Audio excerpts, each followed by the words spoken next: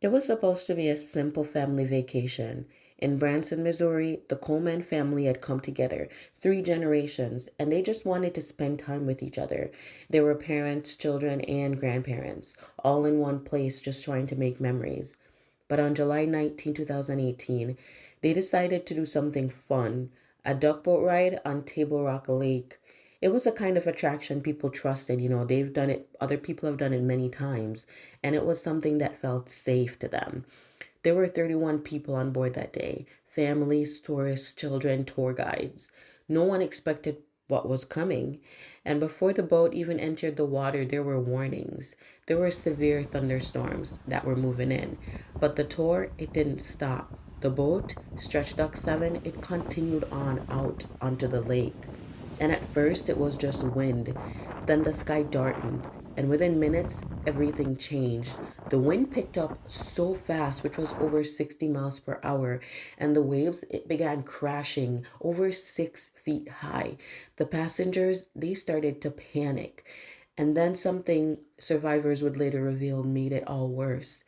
They said they were told they wouldn't need life jackets. They were told to stay seated and not move. But then the boat started to sink, and the water, it rushed in so fast, just a little bit too fast, because people tried to stand up and they tried to move. They even tried to escape.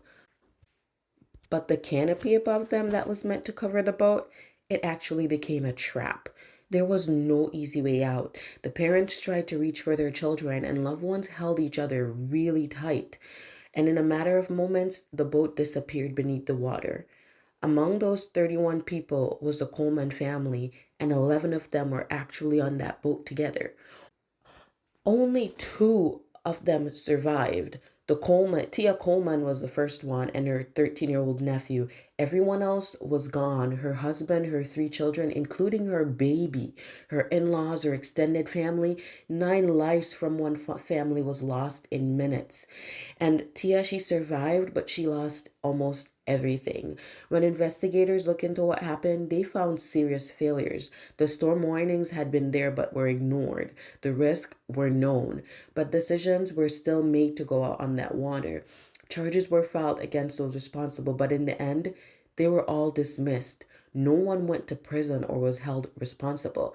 There were lawsuits, settlements, and eventually new safety laws, charges to prevent boats like that from becoming traps ever again.